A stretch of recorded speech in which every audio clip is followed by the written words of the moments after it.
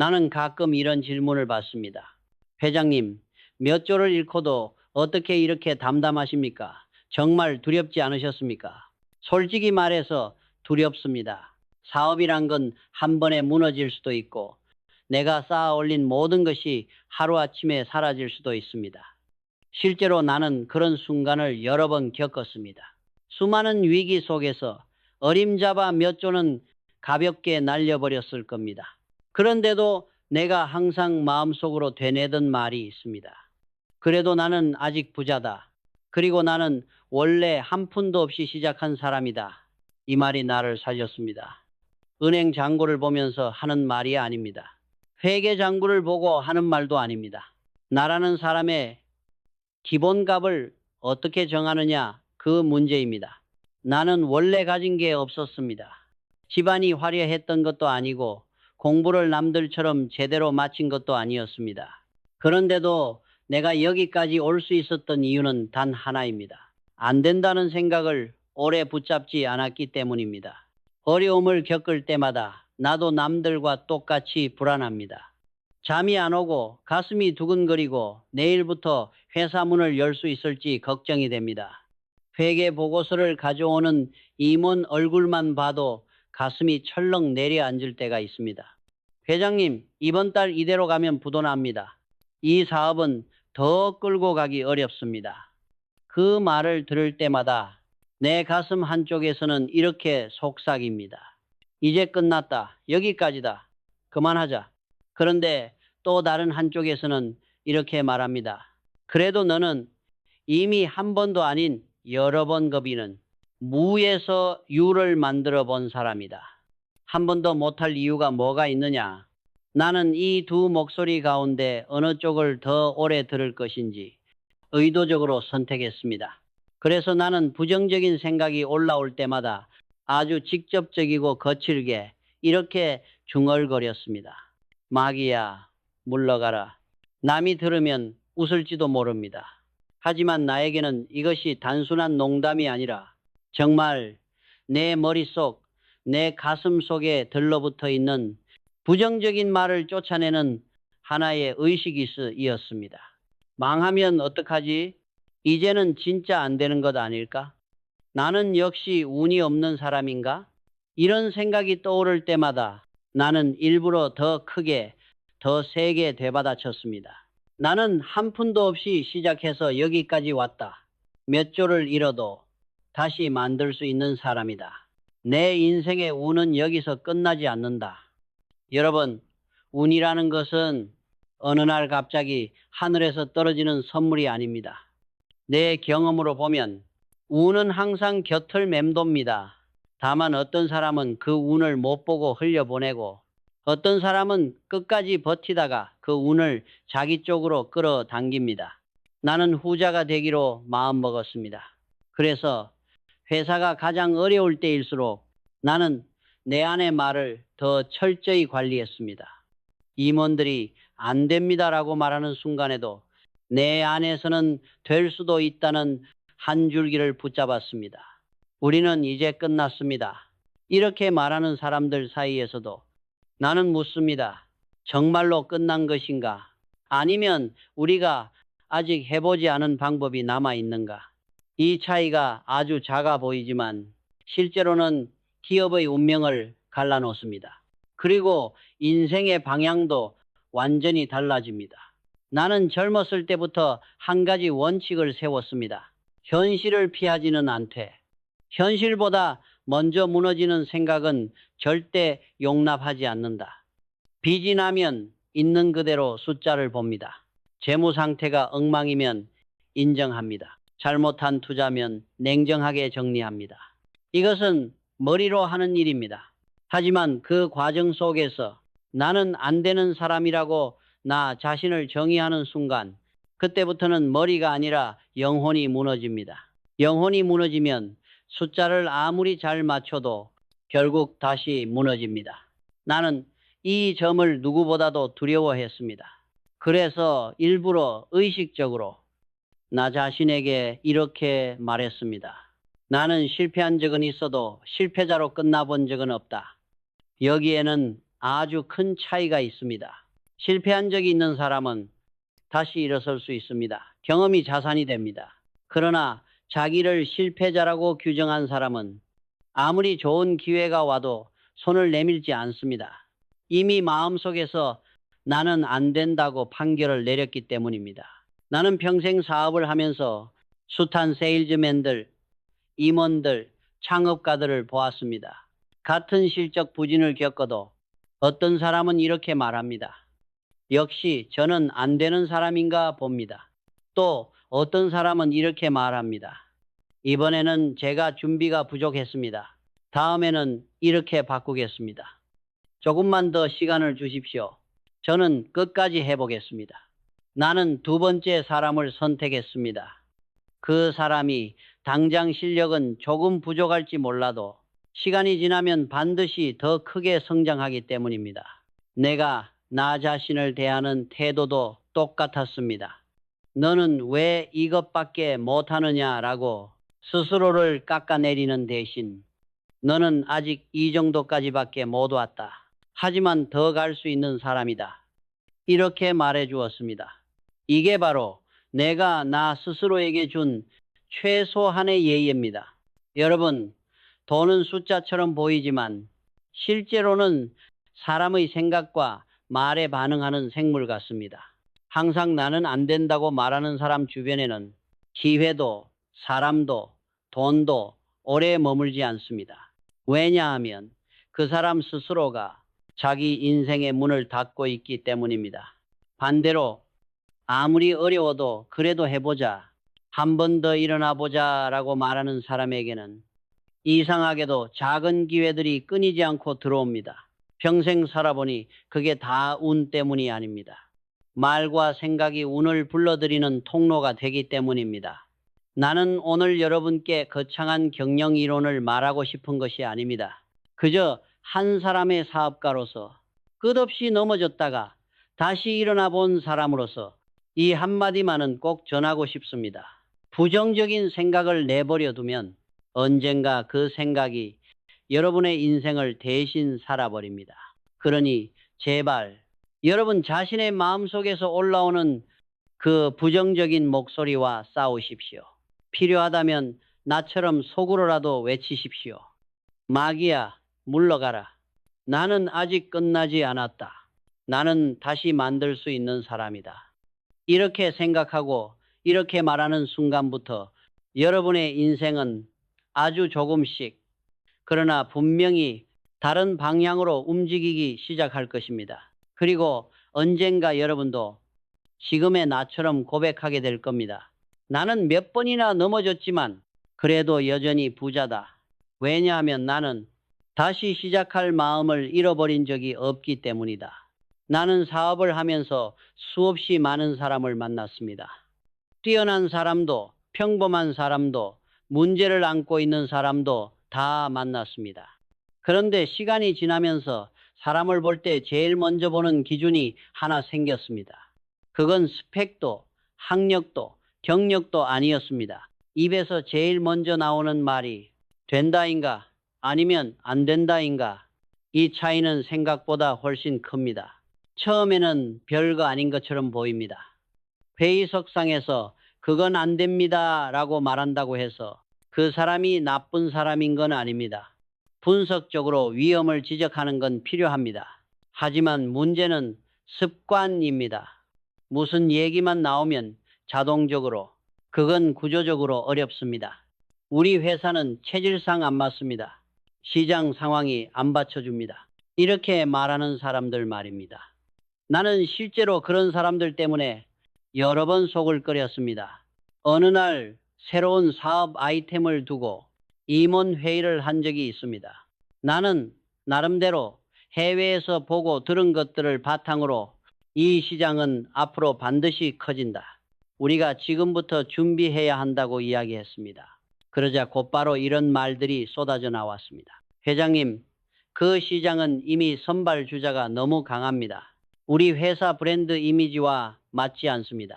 설비 투자 대비 수익성이 바로 안 나옵니다. 소비자 인식 바꾸는 데만 해도 수년이 걸립니다. 모두 틀린 말은 아닙니다. 그래서 내가 물었습니다. 그래, 좋다. 그러면 할 수 있는 이유는 무엇인가? 회의실이 조용해졌습니다. 아무도 대답하지 않았습니다. 나는 그때 한 가지를 분명히 깨달았습니다. 분석은 넘쳐나는데 되게 만들 생각은 사라지고 있구나. 조직이 커질수록 이 병이 심해집니다. 실패를 두려워해서 책임을 지기 싫어서 모두가 조심스러워집니다. 그래서 더 안전해 보이는 말을 선택합니다. 안 됩니다. 이 말은 책임을 피하기에 참 좋은 말입니다. 안 된다고 하면 나중에 일이 틀어져도 그래서 제가 그때 반대했지 않습니까? 라고 말할 수 있습니다. 반대로 됩니다. 해보겠습니다. 라고 말하는 순간 그 사람은 결과에 책임을 져야 합니다. 실패하면 욕을 먹을 수도 있습니다. 그래서 대부분은 앞에서 한 발 물러섭니다. 나는 이런 사람들을 보면서 속으로 이렇게 생각했습니다. 저 사람은 회사의 리스크를 줄이는 게 아니라 기회의 가능성까지 잘라내고 있구나. 사업이라는 것은 원래 100% 안전한 길이 없습니다. 언제나 리스크를 안고 가야 합니다. 중요한 건 위험이 없다는 게 아니라 위험 속에서 무엇을 선택하느냐입니다. 나는 평생 동안 나에게 안 됩니다 라고 말한 사람보다 됩니다. 한번 맡겨주십시오 라고 말한 사람을 훨씬 더 높게 평가했습니다. 능력이 조금 부족해도 상관없었습니다. 능력은 키워주면 됩니다. 하지만 생각과 태도는 남이 대신 바꿔줄 수가 없습니다. 어느 젊은 간부가 있었습니다. 회의 자리에서 거의 혼자다시피 내 의견에 찬성했습니다. 회장님, 지금은 조건이 나쁜 건 맞습니다. 하지만 우리가 기존 방식만 고집하지 않고 새로운 방식으로 접근하면 충분히 승산이 있습니다. 다른 임원들은 속으로 그를 눈치 없는 사람이라고 생각했습니다. 회장이 있으니까 저렇게 말하지. 실무를 해보면 얼마나 힘든데 라고 말입니다. 실제로 그 젊은 간부는 동료들 사이에서 왕따처럼 취급받았습니다. 왜냐하면 대부분이 반대할 때 혼자서 됩니다라고 말했기 때문입니다.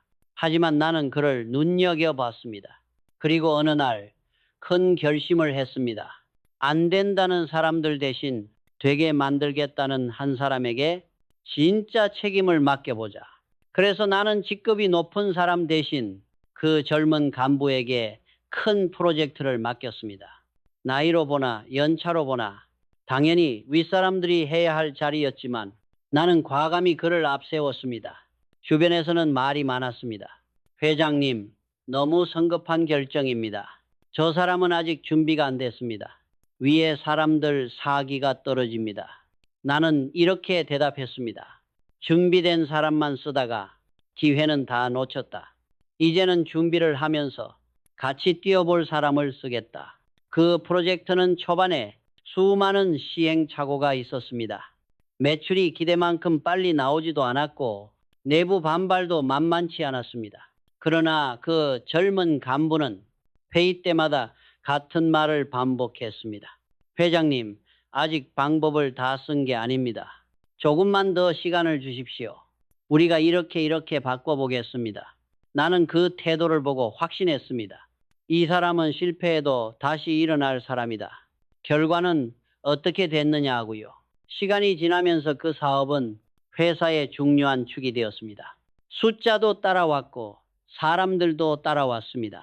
처음에 반대하던 임원들까지 회장님, 잘 결정하셨습니다 라고 말했습니다. 그러나 나는 알고 있었습니다. 진짜 잘한 사람은 처음부터 된다고 말한 그 한 사람이라는 것을. 여러분, 조직에서 제일 무서운 사람은 실수하는 사람이 아닙니다. 가장 위험한 사람은 매번 정확한 분석만 내놓고 한 번도 책임지는 결정을 하지 않는 사람입니다. 위험합니다라는 말은 누구나 할 수 있습니다. 뉴스만 봐도 보고서만 읽어도 조금만 머리를 쓰면 안 되는 이유는 얼마든지 찾을 수 있습니다. 그러나 되게 만들 이유를 찾는 사람, 그 책임을 지겠다고 나서는 사람은 정말로 드뭅니다. 나는 그런 사람과 일하고 싶었습니다. 그리고 그런 사람이 결국 회사를 살리고 시대를 바꾸고 자기 인생도 바꾸는 것을 눈으로 보았습니다. 그래서 나는 스스로에게도 아주 엄격한 기준을 적용했습니다. 네가 회장이라는 자리에 앉아서 안 된다는 말부터 먼저 꺼내기 시작하면 그날부터 이 회사는 쇠퇴하기 시작한다. 회장이 안 된다고 말하면 그 아래 있는 사람들은 그 말을 기준으로 움직입니다. 새로운 아이디어를 내는 대신 눈치만 보게 됩니다. 실패를 두려워해 아무것도 하지 않게 됩니다. 나는 그런 회장이 되고 싶지 않았습니다. 그래서 위기가 닥칠 때마다 더더욱 내 입을 조심했습니다. 임원들이 불안해할 때일수록 내가 이렇게 말하려고 노력했습니다. 좋다. 위험한 건 알겠다. 그러면 이 상황에서 우리가 가장 잘할 수 있는 길은 무엇인가? 이 질문이 나오는 조직은 아직 살아있는 조직입니다. 반대로 안 된다, 힘들다, 적자라는 말만 나오는 조직은 이미 안에서부터 썩기 시작한 조직입니다. 여러분, 주변을 한번 돌아보십시오. 항상 만나는 사람들, 같이 일하는 사람들, 가족, 친구, 동료들 중에서 늘 안 되는 이유만 말하는 사람이 있는지, 아니면 비록 서툴러도 그래도 한번 해보자 라고 말하는 사람이 있는지, 그리고 더 중요한 질문은 이것입니다. 나는 어떤 사람인가? 나는 내 인생에서 적어도 내 자신만큼은 된다고 말해주는 편에 서고 싶었습니다. 세상이 아무리 어렵다고 해도, 언론이 아무리 비관적으로 떠들어도, 남들이 다 안 된다고 말해도 마지막 순간에 나 스스로에게만큼은 이렇게 말하려고 노력했습니다. 그래도 너는 할 수 있는 사람이다.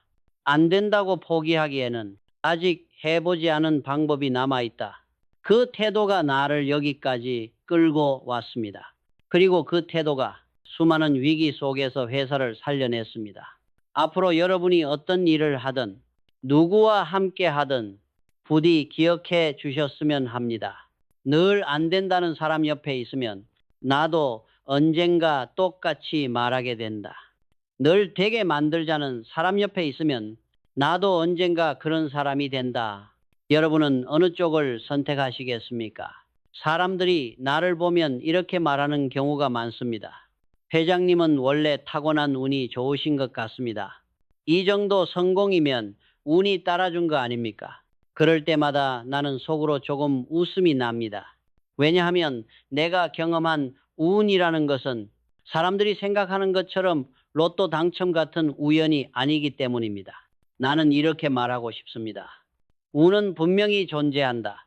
그러나 그 운을 볼 줄 아는 사람과 끝까지 끌어당기는 사람이 따로 있다.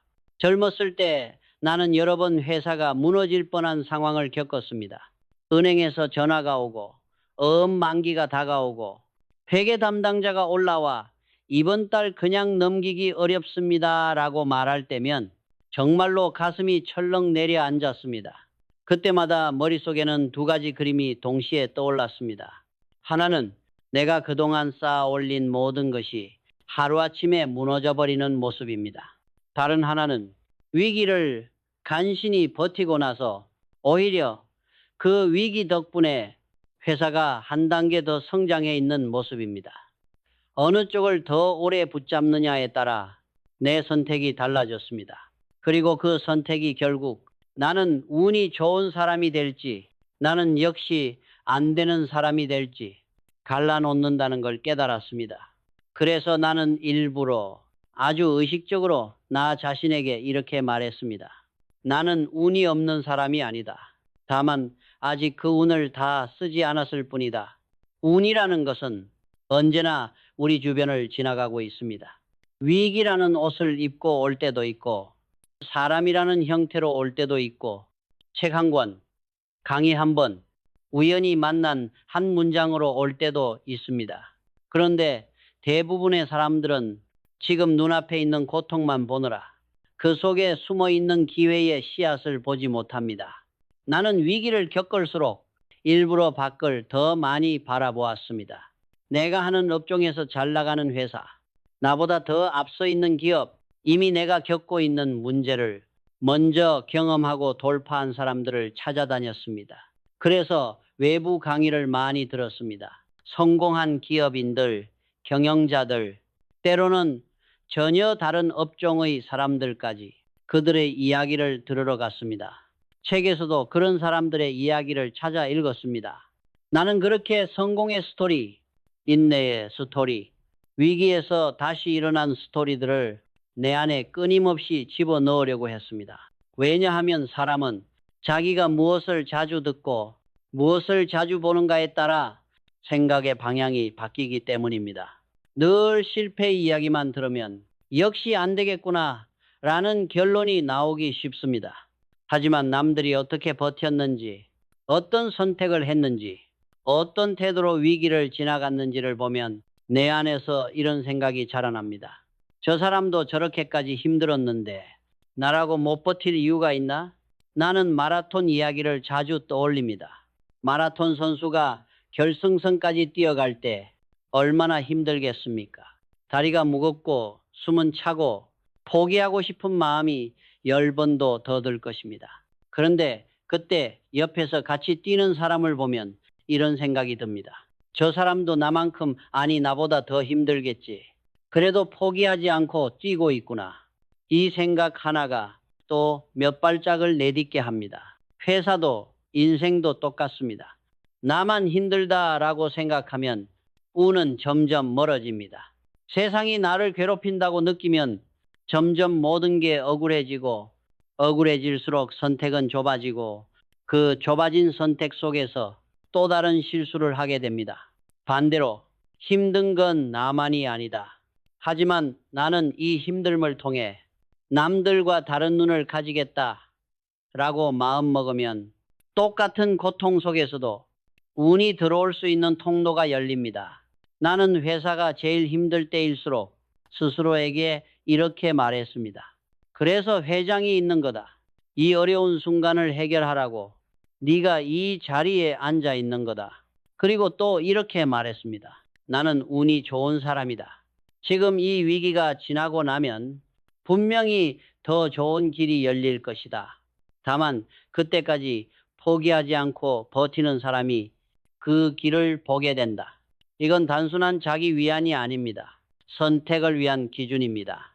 나는 운이 없는 사람이다 라고 믿는 사람은 위기를 만나면 대개 이렇게 행동합니다. 시도하기 전에 포기합니다. 조금만 힘들어지면 멈춥니다. 남 탓, 환경 탓을 먼저 합니다. 반대로 나는 운이 좋은 사람이다 라고 믿는 사람은 이렇게 행동합니다. 일단 한 번 더 시도해 봅니다. 방법을 바꾸어 보려고 합니다. 환경 속에서 배우고 챙길 것을 찾습니다. 결국 운이라는 것은 태도와 행동의 결과로서 나타나는 확률의 차이입니다. 나는 이 사실을 알기 때문에 운을 믿으면서도 운만 믿고 살지는 않았습니다. 운을 끌어들이려면 반드시 그만큼의 준비와 공부가 필요합니다. 그래서 외국에 나갈 때마다 나는 놀기 위해 나가지 않았습니다. 내가 하는 업과 관련된 것, 내가 관심 있는 분야에서 세계에서 제일 잘하는 곳을 일부러 찾아다녔습니다. 어떻게 하면 저 사람들처럼 될 수 있을까? 지금 우리에게 없는 건 무엇인가? 우리가 지금 이걸 배워두면 언젠가 어떤 기회에서 써먹을 수 있을까? 이렇게 생각하면서 눈으로 보고 귀로 듣고 몸으로 느끼는 것들을 차곡차곡 쌓아 올렸습니다. 그때는 잘 몰랐습니다. 하지만 시간이 지나 보니 위기 순간마다 떠오르는 아이디어, 결정을 내려야 할 때 느껴지는 강간, 이 모든 것들이 그동안 쌓아온 경험의 조각들에서 나온다는 걸 깨달았습니다. 사람들은 이런 순간을 보고 회장님은 촉이 좋으시네요. 감각이 뛰어나십니다라고 말합니다. 하지만 나는 압니다.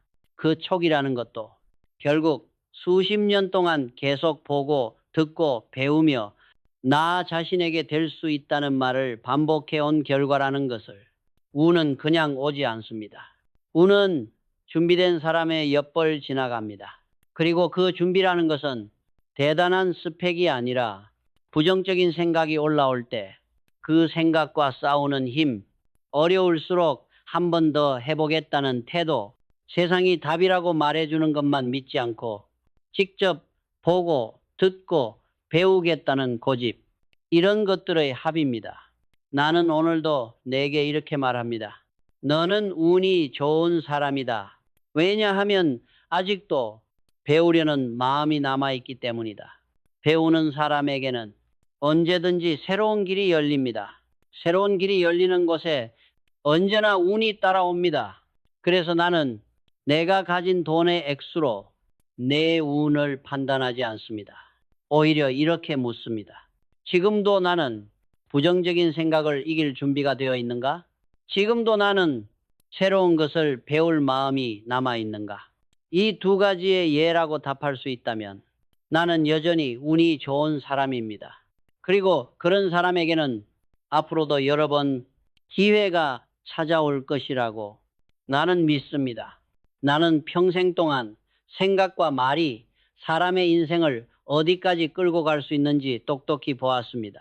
사업이라는 것은 숫자와 전략, 자본과 인재의 싸움처럼 보입니다. 하지만 깊이 들어가 보면 결국은 한 사람 한 사람의 생각과 말버릇이 모여 그 회사의 체질, 그 사람의 운명을 만들어 갑니다.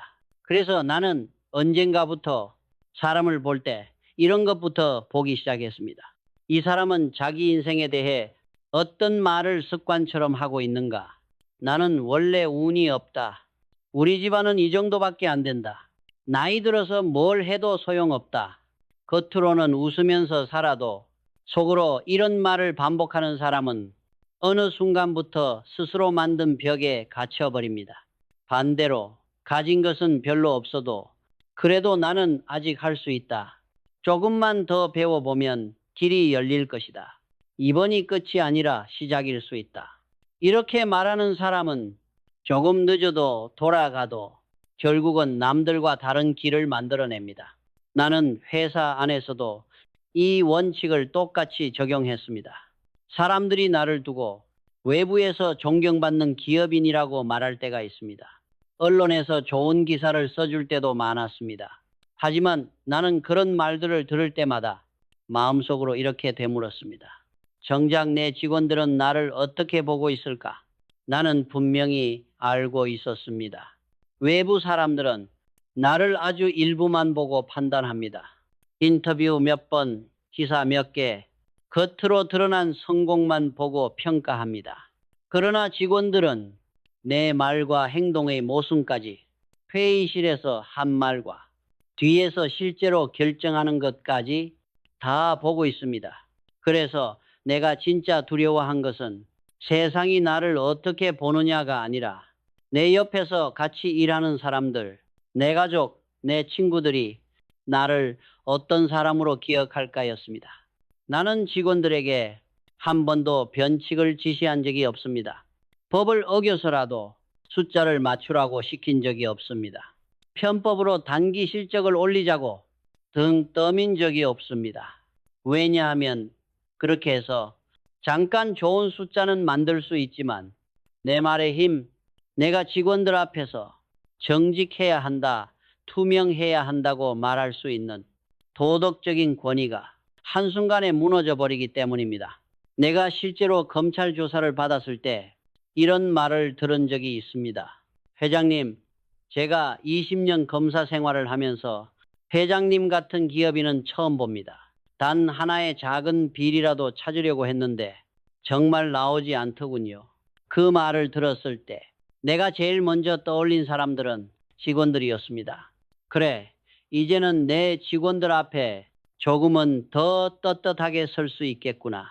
나는 직원들 앞에서 강의를 할 때 종종 이런 이야기를 했습니다.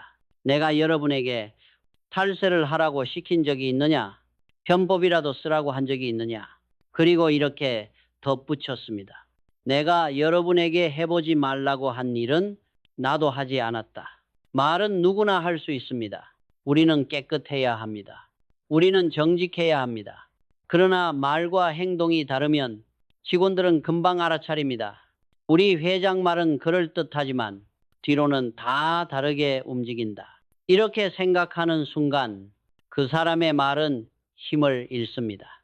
아무리 마이크 앞에서 좋은 말을 100번 해도 듣는 사람의 마음에는 들어가지 않습니다. 말의 힘은 어디서 나오는가?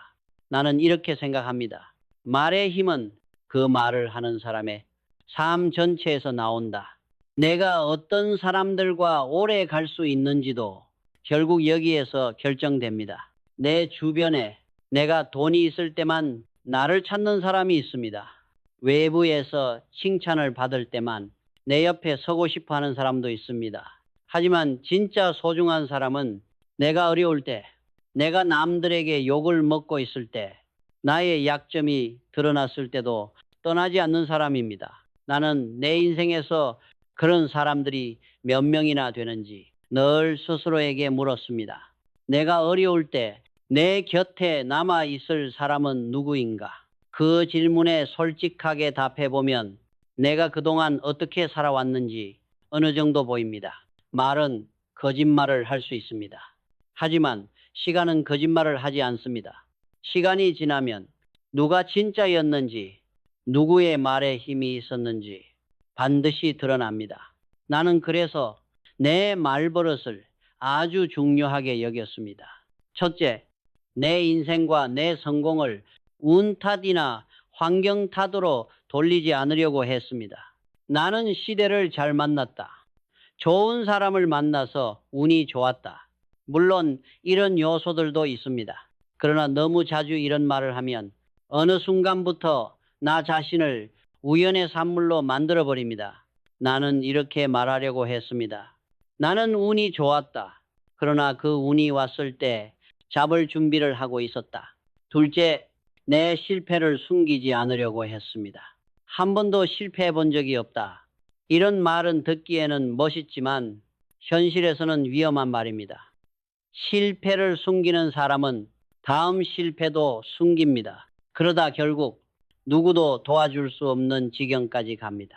나는 오히려 몇 조를 날렸는지, 얼마나 부도 위기에 섰었는지 직접 이야기했습니다.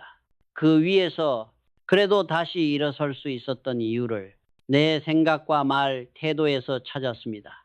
셋째, 자기 자신을 향한 말부터 바꾸려고 했습니다. 나는 왜 이것밖에 안 되나? 나는 항상 부족하다.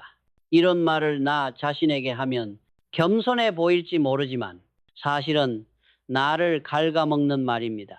그래서 나는 이렇게 바꿔 말했습니다. 나는 아직 갈 길이 남아있는 사람이다. 아직 배울 것이 남아있기 때문에 더 성장할 여지가 있다. 이 말은 자기를 포기하는 말이 아니라 자기를 앞으로 밀어주는 말입니다. 나는 지금도 확신합니다. 생각과 말은 결국 인생의 설계도다. 어떤 설계도를 가지고 공장을 지으면 그 공장은 그 도면 안에서만 움직일 수 있습니다. 인생도 마찬가지입니다. 늘 나는 안 된다. 우리 집은 안 된다. 이 나이에 뭘 하겠느냐고 말하는 사람은 자기 인생의 도면을 아주 좁게 낮게 그려놓은 것입니다. 반대로 나는 아직 할 수 있다. 조금 늦었을 뿐이다. 오늘부터라도 제대로 해보자고 말하는 사람은 자기 인생의 도면을 조금씩 그러나 확실히 더 넓게 더 깊게 그려가는 것입니다. 그리고 그 도면대로 행동하고 선택하고 버티다 보면 어느 순간 주변 사람들이 이렇게 말하게 됩니다. 저 사람은 참 운이 좋은 사람이다. 하지만 나는 알고 있습니다. 그 운은 어느 날 갑자기 나타난 것이 아니라 그 사람이 평생 동안 해온 생각과 말의 결과라는 것을 여러분, 오늘 여러분이 스스로에게 건네는 말이 10년 후, 20년 후 여러분의 인생을 설계하고 있다는 사실을 잊지 않으셨으면 합니다. 나는 사업을 하면서 한 가지를 아주 뚜렷하게 느꼈습니다. 사람은 결국 스토리에 끌린다. 숫자, 스펙, 기능, 원가, 이 모든 것도 중요합니다.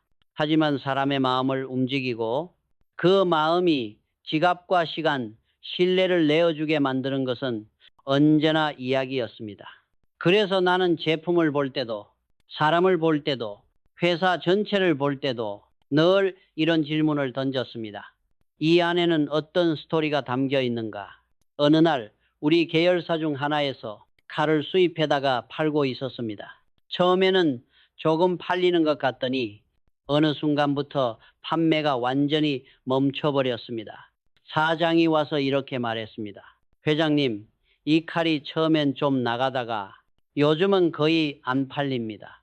그래서 가격을 10만 원에서 5만 원으로 낮췄다가 지금은 2만 원까지 내렸는데도 여전히 잘 안 팔립니다. 나는 그 말을 듣고 잠깐 생각을 했습니다. 그리고 이렇게 물었습니다. 이 칼이 다른 칼하고 뭐가 그렇게 다른데? 사장은 기능을 설명하기 시작했습니다. 잘 들고요.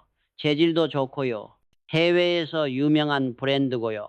나는 고개를 끄덕이면서도 속으로는 이런 생각을 했습니다.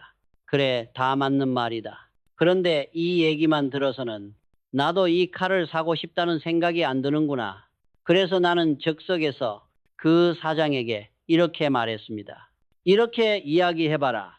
이 칼을 한번 사시면 며느리 때까지 칼을 안 사셔도 됩니다. 라고 사장이 웃더군요. 그래서 나는 말을 이었습니다. 사람이 칼을 사면서 제일 듣고 싶은 말은 이 칼이 얼마나 유명한가가 아니다. 이 칼을 사면 내 삶이 얼마나 편해지는가, 얼마나 오래 쓸 수 있는가, 내가 믿고 써도 되는가이다.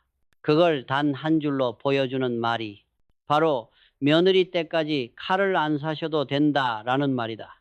그리고 나는 한 줄을 더 붙였습니다. 또 이렇게 말해라. 이 칼을 한 번 쓰고 나면 다른 칼은 못 쓸 겁니다. 만약 마음에 안 드시면 언제든지 반품하십시오. 이 말에는 세 가지가 들어 있습니다. 자신감, 다른 칼은 못 쓸 겁니다. 책임, 마음에 안 들면 반품하십시오. 이미지, 며느리 때까지 안 사도 된다는 시간 감각. 이것이 바로 스토리입니다. 그냥 기능을 나열하는 것이 아니라 그 물건을 쓰는 사람의 하루, 그 사람의 미래까지 그려보면서 한 문장, 한 문장을 만드는 것입니다. 사람은 이런 스토리를 들을 때 비로소 상상을 하게 됩니다. 아, 내가 이 칼을 쓰면 매일 부엌에서 칼 걱정은 하지 않아도 되겠구나. 며느리에게까지 물려줄 정도면 정말 괜찮은 칼이겠구나. 이 상상이 생기는 순간 그 사람은 단순한 소비자가 아니라 그 제품의 이야기 속 주인공이 됩니다. 나는 이 원리가 칼 한 자루를 파는 데만 통하는 것이라고 생각하지 않습니다.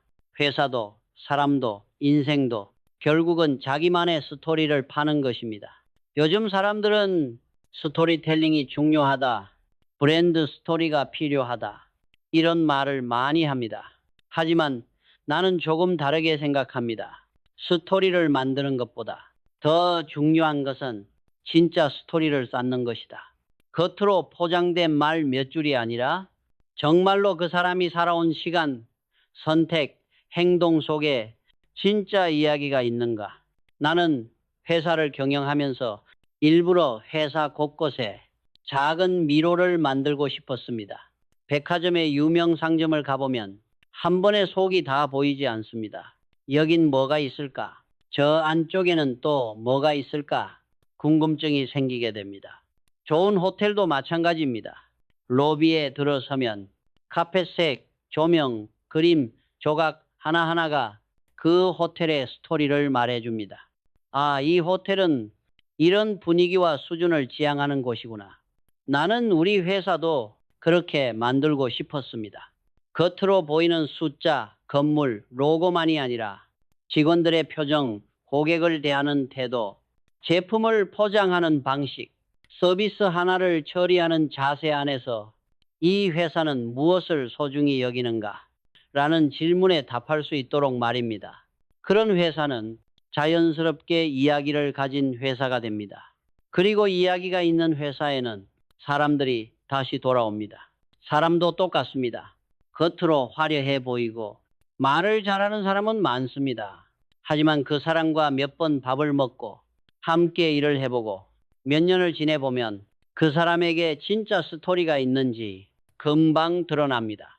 만날 때마다 조금씩 더 궁금해지는 사람, 들을 이야기가 남아있는 사람, 어제와 똑같지 않고 조금씩 더 깊어지는 사람, 이런 사람에게는 주변 사람들이 자연스럽게 끌려옵니다. 반대로 겉으로 아무리 화려해 보여도 만날수록 허전해지는 사람이 있습니다. 말은 그럴듯한데 그 말과 연결된 시간과 행동이 너무 빈약하기 때문입니다. 나는 내 인생이 그런 빈 껍데기 같은 스토리가 되지 않기를 바랐습니다. 그래서 일부러 내 시간을 어떻게 쓰고 있는지, 어떤 선택을 하고 있는지, 나는 지금 무엇을 배우고 있는지 늘 점검하려고 했습니다.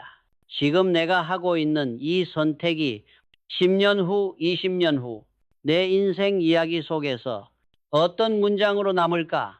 이렇게 스스로에게 물어보면 하는 일의 의미가 조금 달라집니다. 단순히 돈을 벌기 위해서만이 아니라 내 인생의 스토리를 풍부하게 만들기 위해 이 일을 한다고 생각하게 됩니다. 그렇게 살다 보면 어느 날 누군가가 내게 이렇게 말합니다. 회장님 이야기를 듣고 정말 많은 힘을 얻었습니다. 그 말을 들을 때 나는 늘 되묻습니다. 내가 이야기를 잘해서가 아니라 그만큼 부딪히고 넘어지고 다시 일어나 본 시간이 있었기 때문에 그 이야기가 힘을 갖는 것이 아닐까. 여러분도 한번 생각해 보셨으면 합니다. 지금 여러분이 하고 있는 일, 여러분이 겪고 있는 실패와 성공, 기쁨과 고통, 이 모든 것들이 합쳐져서 나라는 사람의 스토리를 만들어가고 있다는 사실을. 그렇다면 이왕이면 남들에게 부끄럽지 않은 나 자신에게도 떳떳한 스토리를 만들어가고 싶지 않으십니까? 그 출발점은 거창한 것이 아닙니다. 물건 하나를 팔더라도 책임질 수 있는 말을 붙이는 것, 실수를 했을 때 숨기지 않고 인정하고 고치는 것, 단기 이익을 위해 양심을 팔지 않는 것, 이런 작은 선택들이 쌓여서 언젠가 여러분의 인생을 설명해 줄 한 문장이 됩니다. 그 사람은 말대로 산 사람이다. 나는 이런 문장 하나를 얻기 위해 평생을 걸어도 아깝지 않다고 생각합니다. 그리고 그런 사람에게 돈도, 사람도, 운도, 기회도 언젠가는 반드시 한 번쯤은 찾아온다는 것을 나는 수없이 보아왔습니다. 나는 젊었을 때부터 한 가지에 집착했습니다. 지금 내가 보고 있는 이 수준이 정말 세계 최고 수준인가? 사람은 자기가 보는 만큼만 생각합니다. 동네에서 제일 잘하는 집만 보고 살면 세상의 기준이 그 정도에서 멈춰버립니다. 그런데 세상에는 내가 상상도 못하는 수준으로 잘하는 사람들이 언제나 어디엔가 있습니다. 그래서 나는 기회만 나면 세계에서 제일 잘하는 곳, 제일 좋은 것을 직접 보러 가려고 했습니다. 어린이 책을 만들 때도 마찬가지였습니다. 사람들이 이렇게 말했습니다. 회장님, 어린이 책이 뭐 그리 대단합니까? 그냥 예쁘게 그리고 글 쓰면 되지요. 나는 고개를 저었습니다. 어린이 책이야말로 한나라의 미감과 교육 수준이 고스란히 드러나는 분야다. 그래서 외국에 갈 때마다 나는 관광지를 가지 않았습니다. 일주일을 나가 있으면 일주일 내내 서점에 앉아 어린이 책만 들여다봤습니다. 영국, 프랑스, 네덜란드, 일본, 미국, 어느 나라를 가든 동네 서점, 대형 서점 가리지 않고 찾아다녔습니다.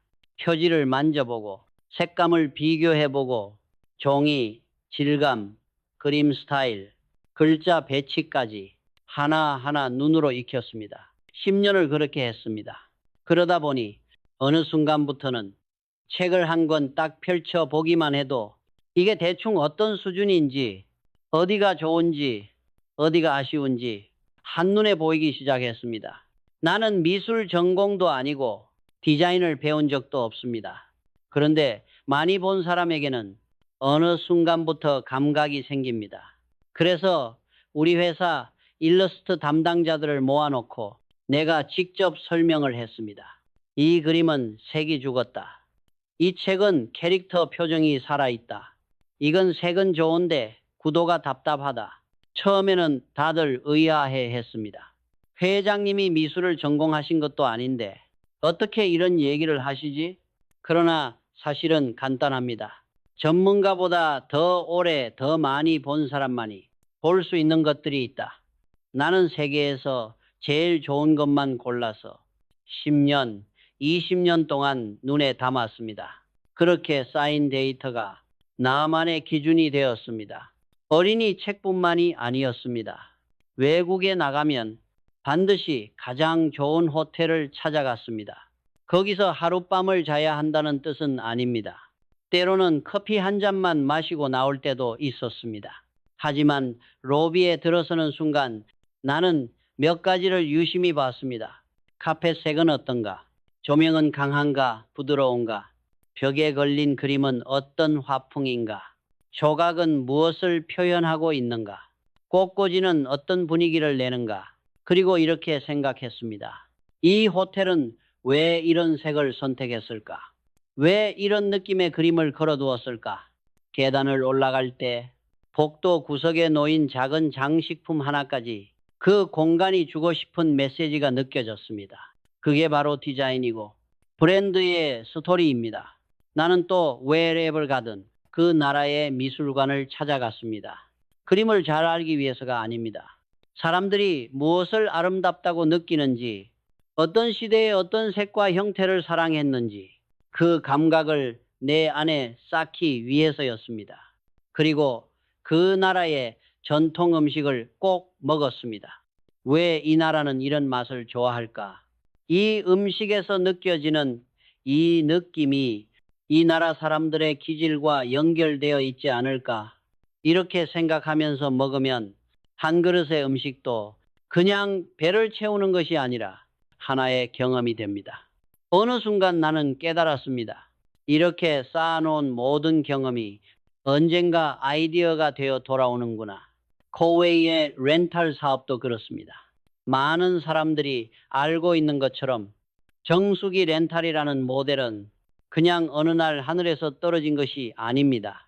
나는 예전에 브리테니커에서 일할 때 방문 판매 방식, 할부 제도, 고가 상품을 어떻게 분할해서 사람들이 부담 없이 쓰게 만드는지 몸으로 겪었습니다.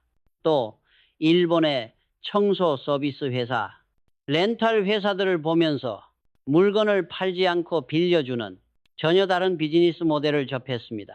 그때는 그냥 이런 방식도 있구나 하고 넘어갔을지 모릅니다. 하지만 내 머리와 가슴 한 구석에는 그 경험들이 그대로 저장되어 있었습니다. IMF 때 정수기가 안 팔렸습니다. 모두가 이제 끝났다고 했습니다. 그때 내 머릿속 어딘가에서 과거의 경험들이 하나씩 올라왔습니다. 사람들이 당장 목돈을 쓰는 건 부담스러워도 매달 조금씩 내는 건 가능하지 않을까? 정수기를 소유하는 게 아니라 서비스를 구독한다고 생각하게 만들 수는 없을까? 이렇게 하나, 둘 떠오르던 것들이 결국 렌탈이라는 발상으로 이어졌습니다. 사람들은 그 결과만 보고 말합니다. 회장님, 정말 기발한 아이디어입니다. 역시 촉이 뛰어나십니다. 하지만 나는 잘 알고 있습니다. 그 아이디어는 수십 년 동안 쌓아온 수많은 본 것들의 합이라는 것. 그래서 나는 늘 이런 말을 합니다.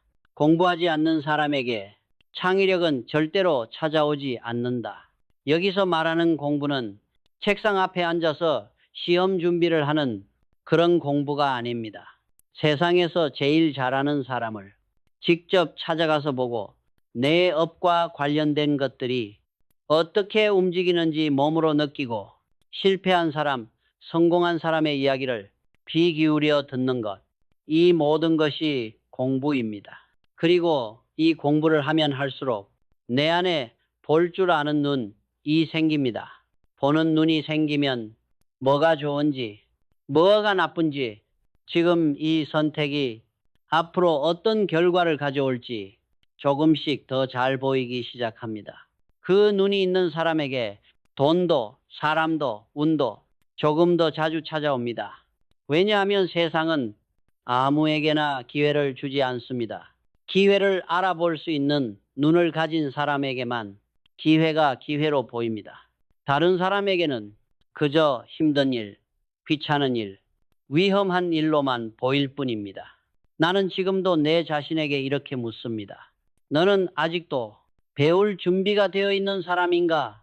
만약 이 질문에 그렇다라고 답할 수 있다면 나는 여전히 운이 좋은 사람입니다. 공부를 멈추지 않는 한, 보는 눈을 닫지 않는 한, 세상은 또 다른 기회를 어딘가에 준비해 두고 있기 때문입니다. 여러분도 꼭 기억해 주셨으면 합니다. 당장 돈이 없다고 해서 운이 없는 것이 아닙니다.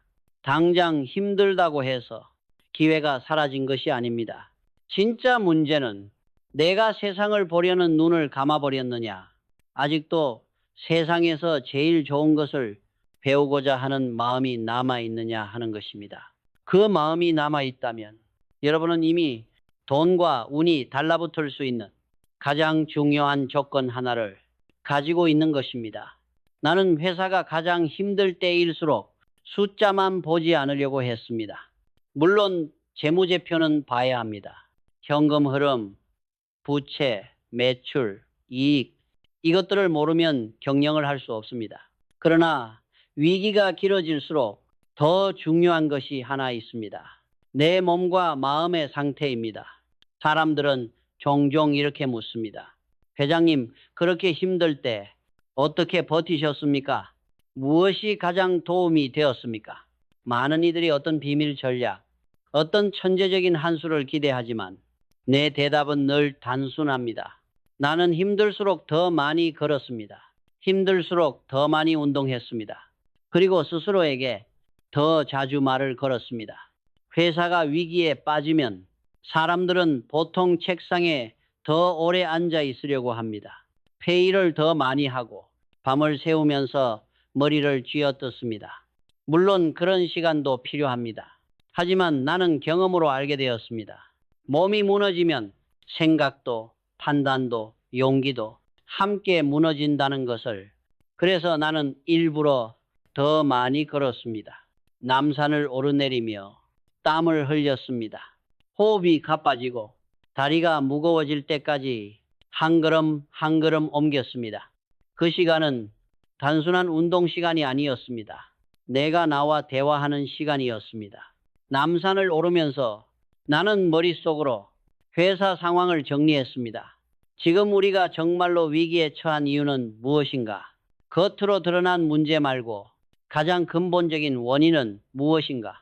그리고 동시에 나 자신에게 질문했습니다. 너는 이 일을 왜 시작했느냐? 지금 이 고통이 내 인생 전체에서 보면 어떤 의미를 가질까? 숨이 차오를수록 잡념이 하나씩 떨어져 나갑니다. 머릿속을 뒤덮고 있던 두려움, 남이 나를 어떻게 볼까 하는 걱정, 언론의 시선, 세상의 평가, 이런 것들이 땀과 함께 조금씩 빠져나갑니다. 그리고 마지막에 남는 것은 아주 단순한 문장 하나뿐입니다. 그래도 나는 끝까지 해보겠다. 나는 그 한 문장을 붙잡고 다시 책상 앞에 앉았습니다.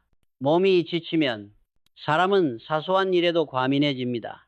사소한 말에 상처받고 작은 문제에도 크게 흔들립니다. 그러면 해야 할 결정을 미루게 됩니다. 결정을 미루면 위기는 더 커집니다. 위기가 커지면 몸과 마음은 더 지칩니다. 이 악순환을 끊기 위해서 나는 일부러 몸부터 끌어올렸습니다. 주변에서 이렇게 말하는 사람도 있었습니다. 회장님, 지금 운동하실 때가 아닙니다. 회사 생각하셔야죠. 나는 웃으면서 이렇게 말했습니다. 내가 쓰러지면 회사는 누가 생각하나? 회장은 숫자를 보는 사람 같지만 사실은 무게를 버티는 사람입니다. 그 무게는 문서 위에 적힌 숫자가 아니라 수천 명 직원의 삶, 그들의 가족, 회사와 연결된 협력사들, 모든 사람들의 생계를 포함한 무게입니다. 그 무게를 견디기 위해서는 정신력만으로는 부족합니다. 몸이 버텨줘야 합니다. 그래서 나는 건강을 비용이 아니라 투자라고 생각했습니다. 몸이 버티면 괜찮은 판단을 조금 더 오래 내릴 수 있습니다. 몸이 버티면 사소한 감정에 휘둘리지 않고 본질적인 문제에 집중할 수 있습니다. 그리고 그 과정에서 나는 하나를 더 배웠습니다. 몸을 돌보는 사람은 결국 마음도 함께 돌보게 된다는 것. 나는 힘들 때일수록 스스로에게 더 자주 말을 걸었습니다. 아, 회사가 이래서 힘들다. 이 사람 때문에 힘들다. 이렇게 남 탓만 하기 시작하면 결국 나 스스로도 약해집니다. 그래서 나는 방향을 바꾸어 이렇게 말하려고 했습니다. 그래서 회장이 있는 거다. 이 어려움을 해결하라고 내가 여기 앉아 있는 거다. 나 자신에게 책임을 다시 넘겨주는 것입니다. 남들이 나를 도와주지 않아서 힘들다라고 생각하는 순간 나는 피해자가 됩니다. 피해자가 된 사람은 결정을 내릴 수 없습니다. 남이 어떻게 해주기를 기다리기 때문입니다. 반대로 지금 이 상황을 바꿀 수 있는 사람은 결국 나뿐이다라고 생각하면 나는 행동하는 사람이 됩니다. 행동하는 사람만이 운을 부를 수 있습니다. 그래서 나는 힘든 순간마다 스스로에게 반복해서 말했습니다. 나는 운이 좋은 사람이다. 왜냐하면 아직도 바꿀 수 있는 시간이 남아있기 때문이다. 이 말은 실제로 상황이 좋아져서 하는 말이 아닙니다. 상황이 좋지 않을 때일수록 더 의도적으로 꺼내야 하는 말입니다. 어떤 사람은 이렇게 말할지도 모릅니다. 그게 무슨 소용이 있습니까? 현실이 안 좋은데 생각만 바꾼다고 뭐가 달라집니까? 나도 현실을 모르는 것은 아닙니다. 빚은 실제로 존재하고 현금은 실제로 부족합니다. 망하면 정말로 끝입니다. 하지만 당신이 아무리 현실을 정확히 본다고 해도 생각을 부정적으로 유지한 채 좋은 선택을 하는 것은 거의 불가능합니다.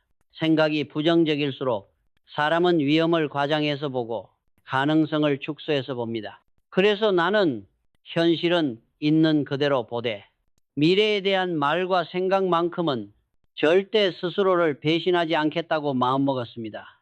안 된다, 끝이다, 못한다 라는 말 대신 어렵다, 하지만 방법을 찾겠다.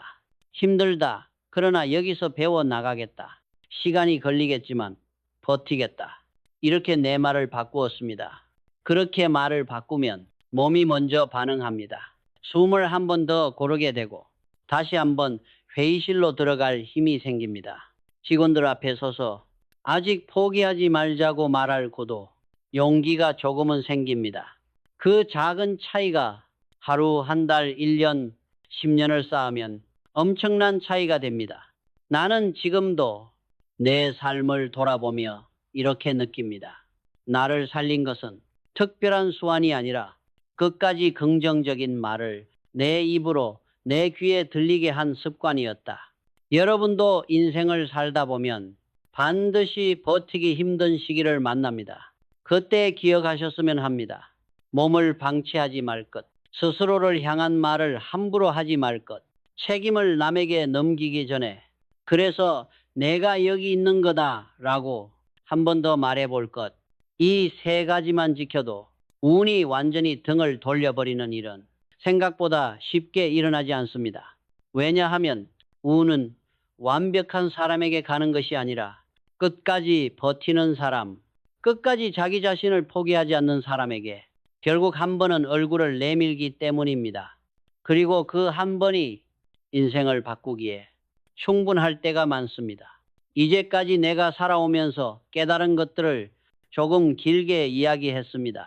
어떤 사람은 이렇게 말할지도 모릅니다. 회장님, 결국 다 좋은 말 아닙니까? 현실은 그렇게 간단하지 않습니다. 맞는 말입니다. 현실은 간단하지 않습니다. 부도를 앞두고 있을 때, 은행에서 압박이 들어올 때, 거래처가 한꺼번에 등을 돌릴 때, 그 순간에는 어떤 말도 위로가 되지 않습니다. 나도 그랬습니다. 그럴 때는 가슴이 쪼여오고 잠이 오지 않고 심지어 이런 생각까지 듭니다. 차라리 이 자리를 내려놓으면 편하지 않을까. 하지만 그럴수록 나는 스스로에게 이렇게 물었습니다. 지금 이 자리에서 물러난다면 내 인생의 스토리는 어디에서 끝이 나는가? 사람은 누구나 자기 인생의 이야기를 써 내려가고 있습니다. 오늘 한 선택, 오늘 한 말, 오늘 한 생각이 내일의 나를 만들고 10년 후의 나를 만듭니다. 그래서 나는 내 인생의 마지막 장에 이런 문장이 남지 않기를 바랐습니다.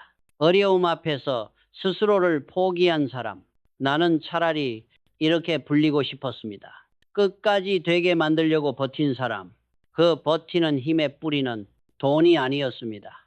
스펙이나 학력도 아니었습니다. 결국은 생각과 말이었습니다. 나는 지금까지 이렇게 살아왔습니다. 부정적인 생각을 그대로 두지 않았다. 부정적인 생각이 올라올 때마다 마귀야 물러가라 라고까지 하면서 내 머리와 가슴 속에서 쫓아냈습니다. 나는 원래 맨손으로 시작한 사람이다. 몇 조를 잃어도 다시 만들 수 있는 사람이다. 이렇게 나 자신을 다시 정의했습니다. 안 된다는 사람 대신 되게 만들겠다는 사람을 선택했다. 회의에서 수많은 분석과 반대 의견이 나올 때도 끝까지 그래도 할 수 있습니다 라고 말하는 한 사람을 찾았습니다. 그리고 그 사람에게 책임을 맡겼습니다. 회사도 인생도 결국 되게 만드는 사람에 의해 움직인다고 믿었습니다. 운을 우연이 아닌 태도로 봤다. 나는 운이 없는 사람이 아니라 나는 아직 운을 다 쓰지 않은 사람이라고 말했습니다. 위기를 만날수록 더 많이 배우고 더 많이 보려고 했습니다. 기회를 알아볼 수 있는 눈, 그 눈을 키우는 공부가 결국 운을 끌어당긴다고 믿었습니다. 말과 행동을 최대한 일치시키려 했다. 직원들에게 단 한 번도 변칙을 요구하지 않았습니다. 밖에서 정직이 중요하다고 말하려면 안에서 내 삶이 그 말을 증명해야 한다고 생각했습니다. 말이 아니라 시간이 나를 증명해 주기를 바랐습니다. 스토리가 있는 삶을 살려고 했다. 제품 하나를 팔더라도 책임과 진심이 담긴 한 줄을 붙였습니다. 회사가 사람들에게 어떤 기억으로 남을지, 내가 직원과 가족에게 어떤 사람으로 남을지 늘 생각했습니다. 말만 요란한 인생이 아니라 버틴 시간, 정직하게 쌓은 시간이 말해주는 인생을 원했습니다. 몸과 마음을 함께 관리했다. 힘들수록 남산을 더 많이 올랐습니다. 운동을 사치가 아니라 회장으로서의 의무라고 생각했습니다. 몸이 버텨야 마음도 버틴다는 것을 뼈저리게 알았기 때문입니다. 이 모든 것의 결론은 사실 아주 단순합니다. 어떻게 생각하고 어떻게 말하느냐에 따라 돈과 운이 붙을 수도 있고 떠날 수도 있다. 돈은 숫자처럼 보이지만 사실은 사람의 에너지에 반응합니다. 늘 남 탓만 하고 부정적인 말만 하고 책임을 피하는 사람에게는 돈이 잠시 왔다가도 금세 떠나갑니다. 반대로 어려움을 정면으로 보고 끝까지 방법을 찾으려 하고 스스로 책임을 지겠다고 나서는 사람에게는 돈이 한번 붙으면 점점 더 많은 기회와 사람을 데리고 옵니다. 운도 마찬가지입니다. 운은 특별한 사람에게만 가는 것이 아닙니다. 누구에게나 비슷한 비율로 찾아옵니다. 다만 어떤 사람은 그 운이 왔을 때 보지 못하고 어떤 사람은 그 운이 오기 전에 이미 포기해버립니다. 그래서 겉으로 보기에는 저 사람은 운이 참 없네라고 보일 뿐입니다. 나는 여러분께 이렇게 말해드리고 싶습니다. 여러분은 이미 운이 들어갈 수 있는 문을 하나 가지고 있다. 그 문이 바로 여러분의 생각과 말입니다. 오늘부터라도 이 문을 조금씩만 바꿔보셨으면 합니다. 나는 안 된다.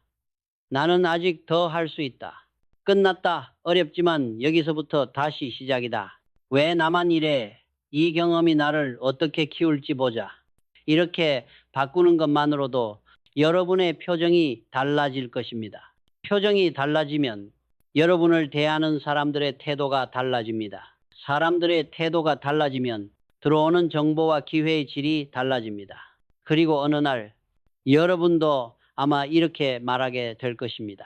생각과 말을 바꾸었더니 정말로 운과 돈이 조금씩 그러나 분명히 내 쪽으로 붙기 시작했다. 나 이병철이 평생 사업을 하며 수없이 넘어지고 수없이 다시 일어나 보면서 마지막으로 여러분께 전하고 싶은 말은 결국 이것 하나입니다. 당신이 오늘 스스로에게 하는 그 한마디가 당신 인생의 가치를 결정한다. 그러니 부디 여러분 자신에게만큼은 싸구려 말, 포기하는 말, 스스로를 깎아내리는 말을 아끼셨으면 합니다. 그 대신 이렇게 말해 보십시오. 나는 아직 끝나지 않았다. 나는 운이 붙을 만한 사람이 될 것이다. 그리고 그렇게 될 때까지 포기하지 않을 것이다. 그렇게 생각하고, 그렇게 말하고, 그렇게 행동하는 사람에게 나는 자신 있게 말할 수 있습니다. 언젠가는 반드시 돈도 사람도 운도 여러분 곁으로 달라붙게 되어 있다. 그것이 내가 살아온 인생으로 증명할 수 있는 가장 솔직한 결론입니다.